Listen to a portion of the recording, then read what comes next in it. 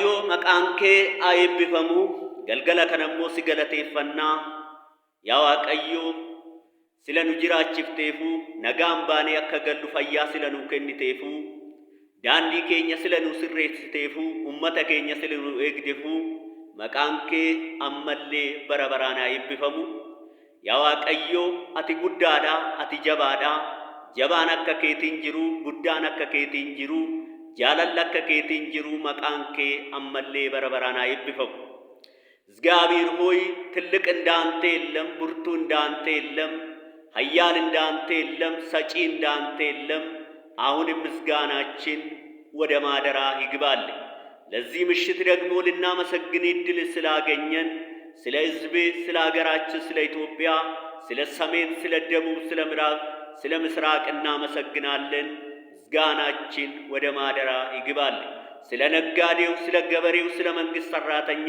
ስለ ቀን ሰራተኛ ስለ አስተማሪ ስለ ተማሪ ስለ ዶክተሩ እግዚአብሔር እናመሰግናለን ሕዝባችን እግዚአብሔር እድል ስለሰጣቸው የሚያስተምሩ ስለ አስተማሪዎቻችን ስለ ፓስተሮቻችን ስለ ዘማሮቻችን ስለ ቄሶቻችን ስለ እያንዳንዱ እግዚአብሔር ሆይ የእግዚአብሔር ስም ስለሚጠራው ሕዝብ ሁሉ እግዚአብሔር እጅግ አድርጌ አመሰግናለሁ ምስጋናችን ወደ ማደራ ይግባል በደላችን ኃጢአታችን መተላለፋችን ደግሞ ይቅርታ እንድታደርግልን በዚህ ጊዜና ሰዓት እጠይቅሃለሁ ሁሉ ኃጢአት ሰርቷል የእግዚአብሔርም ክብር ጎልባቸዋል ተብሎ እንደተጻፈው ኃጢአታችን መተላለፋችን ሁሉ ደግሞ ይቅርታ አደርግልን እንግዲህ ወንድሞቻችን ነገኝ ከቸን አመለስን ይፋባየቱን ጀዳው ቦሌያን ከየቦሌ ውቲ ወንክ የወር ቪዲዮን ኩን isingau hundi kechanu ammalle waaqayyo sina yebbisu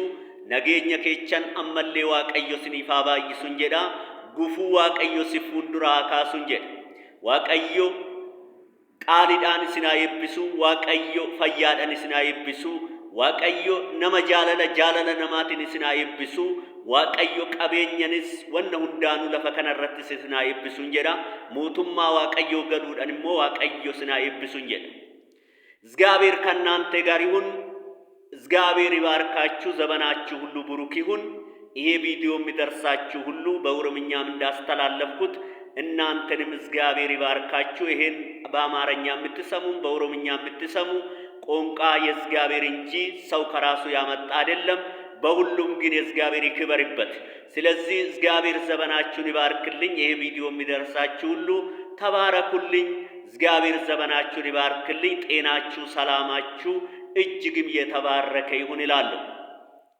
ዛሬ እንግዲህ በጣም ድንቅ የሆነ ቃል ደሞ ይዤ መጥቻለሁ ይሄ ቃል ብዙ ጊዜ ሰምታችሁ ሊሆን ይችላል ነገር ግን የእግዚአብሔር ቃል በሰከንድ በደቂቃ አዲስ ነው ሁሉ ጊዜ የእግዚአብሔር ቃል አዲስ ነው ስለዚህ ይሄ ቃል የሚገኘው ሉቃስ ወንጌል ምዕራፍ 1 ከቁጥር 8 ጀምሮ ይሄ ቃል እንዲህ ይላል እርሱም በክፍሉ ተራ በእግዚአብሔር ፊት ሊያገለግልም እንደ ካህናትም ሥርዓትንም በጌታ ቤተ መቅደስም ገብቶ ሊያጥንም ዕጣ ደረሰበት ይላል እርሱም በክፍሉ ተራ ሊያገለግልም እንደ ካህናትም ሥርዓትንም በጌታ ቤተ መቅደስም ገብቶ ሊያጥንም ዕጣ ደረሰበት ይላል ስሙ ለዘላለም ይባረክ ይሄ ሰው ማን ነው ይሄ ሰው ዘካርያስ ይባላል ይሄ ሰው ዘካርያስ ይባላል ትላንትና ጸልዮ ትላንትና እግዚአብሔር የልቡን መሻት እንዲሰጠው የጠየቀው ጉልበታ ባለው ጊዜ አቅም ባለው ጊዜ እግዚአብሔር ሆይ በዚህ ጊዜ ልጅ ብትሰጠኝ ደስተኛ ሆናለሁ በዚህ ጊዜ ልጅ ብትሰጠኝ ብሎ በጠየቀው ጊዜ እግዚአብሔር አልሰጠው ለዚህ ነው ዘካርያስ ይሄ ቃል ላይ ሲናገር እንደ ትላንትና እንደሚያገለግል ትላንትና ሕዝቡን በእግዚአብሔር ቃል እንደሚመግብ ትላንትና በቤተ መቅደስ ገብቶ እንደሚያጥን አሁንም ሊያጥን ወደ ቤተ መቅደስ እንደሄደ ይሄ ቃል እናገራል እንግዲህ ይሄ ቃል እንደምናገረው ሲሄድ አርጅቷል ደክሟል እንደ ትላንትና አይደለም አሁን ግን የጌታን ፍቃድና እንዲሁም ደግሞ የጀመረውን አገልግሎት ለመፈጸም እስከ ፍጻሜ ድረስ ጌታን ለማገልገል ግን ተስፋ ሳይቆርጥ ወደ ቤተ መቅደስ ሄዶ ያጥናል በተራው ጊዜ እግዚአብሔርን ያገለግላል፣ ሕዝቡንም ያገለግላል ዘካርያስ። እንግዲህ እዚህ ቃል ላይ ሉቃስ ወንጌል ምዕራፍ 1 ቁጥር 8 ላይ እርሱም በክፍሉ ተራ በእግዚአብሔር ፊት ሊያገለግልም እንደ ካህናትም ሥርዓትንም በጌታ ቤተ መቅደስም ገብቶ ሊያጥንም ዕጣ ደረሰበት ይላል። ብዙዎች ያገለግላሉ። እሱ ተራ በደረሰው ጊዜ እንደ ሌላው ጊዜ ሊያገለግል ወደ ቤተ መቅደስ ገብቷል። ነገር ግን ያንን ቀን እንደ ሌላ ቀን አልነበረም። ያን ቀን እንደ ሌላ ቀን አገልግሎ እንደ ሌላ ቀን አጥኖ እንደሚወጣ አልነበረም። ያን ቀን ያቺ ቀን ለሱ አዲስ ቀን ነው። ያቺ ቀን እግዚአብሔር ጸሎቱን የመለሰለት ቀን ነው። ያቺ ቀን እግዚአብሔር ክብርና የእግዚአብሔርን እጅ ያየበት ቀን ነው። መልአኩ ገብርኤል ስሙ ለዘላለም ይባረክ። እርሱም በክፍሉ ተራ በእግዚአብሔር ፊት ሊያገለግልም እንደ ካህናትም ሥርዓትንም በጌታ ቤተ መቅደስም ገብቶ ሊያጥንም ዕጣ ደረሰበት። በሚያጥንበትም ጊዜ ሕዝቡ ሁሉ በውጭም ቆሞ ይጸልይ ነበር። የጌታ መልአክም በሚያጥንበትም መሠዋ በቀኝም ቆሞ ታየው። ዘካርያስም በአየው ጊዜ ደነገጠ፣ ፍርሃትም ወደቀበት።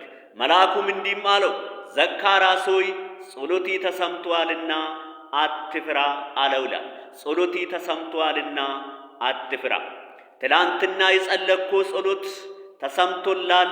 ዛሬ መልሱን ይዤ መጥቻለሁ፣ አትፍራ አለው ይላል።